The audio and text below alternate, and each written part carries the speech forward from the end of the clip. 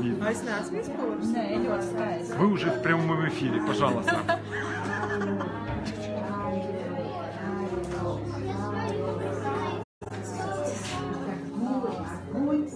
Labdien, Kitija! Labdien! Kas tev šodien šeit atveda? Es domāju, ka Dievs mani atveda šeit. Un ko tu gribēji no Dieva saņemt? No Dievas īstenībā bija gatavs saņemt to, ko viņš man grib dot. Es pieprasīju gaidīt kaut ko no savas gribas, no sava prāta, no sava plāna, bet es ticu, ka Dievam ir kaut kas, kas ir viņam svarīgāks un primārāks priekš manis. Ar ko tu gājuši, ko Dievs tev iedeva šajā dienā? Ar kalpotājiem?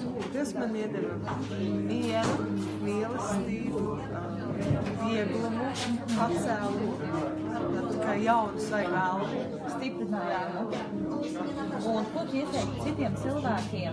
Kā labi vajag nākt uz dziedināšanu? Es domāju, ka cilvēkiem ir jābūt ļoti atvērti Dieva gribai, aicinājumam, jo bieži vien cilvēks nepaklausa. Dievs aicina, Dievs piedāvā caur cilvēkiem, caur apstākļiem, caur ļoti daudz, ko Dievs piedāvā un aicina, dod iespējas. Paiet vēl soli tuvāk Dievam, vēl soli tuvāk atbrīvošanai, dziedināšanai, pilnīgai. Bieži vien, ja mēs gribam cilvēciski apstādināt, uzliekot kaut atrumus, ka man ir tā labi, viss ir it kā ok, bet īstenībā tu varbūt varētu pussoli uz priekšu pabīdīties ar to vienu lūkšanu, ar to vienu dziedināšanas kalpošanu. Nepalikt vienaldzīgam, nepalikt dēsam, Dieva aicināt pat iespēju. Un kādu tu atnāc? Kā tu jūties atnākot? Vai, šodien vispār jūtos ļoti slikti. Grūti, viegli bija atnākt? Es atbraucu, tāpēc, kad bija sarunāts, ir jābrauc, bet fiziski es negribēju braukt. Un kā tev likās, kas tev gribēja aizskavēt? Sātans, kurš tad cits? Jā. Un tagad es pateicīga, ja? Dievam.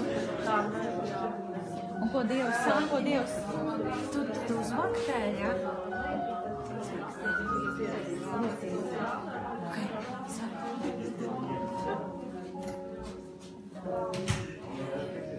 Tā, un ko tu vēl vēlēsi pateikt klausītājiem, lai viņi stiprinātu? Caur šo savu liecību tu saņēmi caur kalpiem, ko Dievs darīja.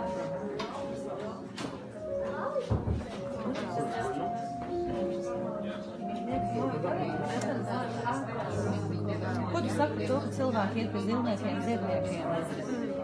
Tas ir ļoti slikti. Tu pat neesi bijusi.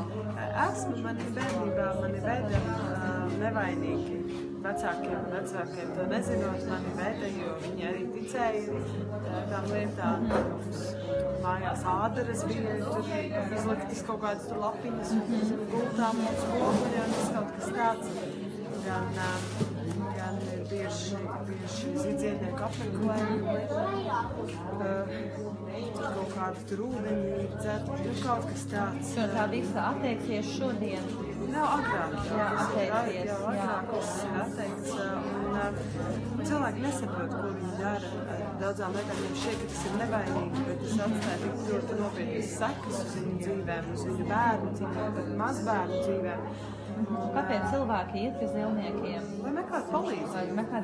Nemeklē pie Dieva, kur īstenībā viņi ir. Viņi meklē citus ceļus. Es sajūtu šodien no Dieva spēku. Atjaunot. Tev radās sajūta, ka viņš visu zina tavā dzīvē un redz. Amen. Tu biji kā spoguļu priekšā. Pēc izmainīt, tagad skatā. Ja priecāties. Jo Dievs darīs. Halleluja.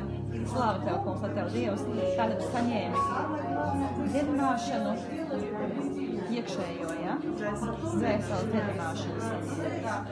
Slavu Dievam. Paldies tev par atnāci.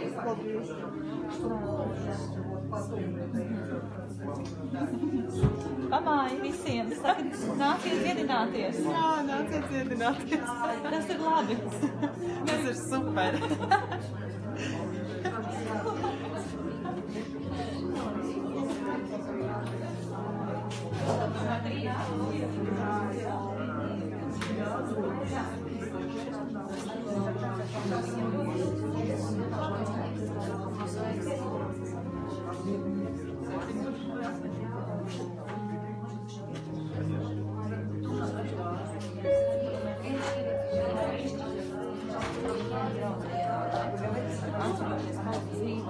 Jā, vienkārši galvas no vēlēšanas iedomājot, un Ukrainas valsts kopēs spēlēt šo konferenci arī Rīgu kādu no Ukrainas. Un vienkārši ir blakus katrai dienai, viņas ļoti svētīgi.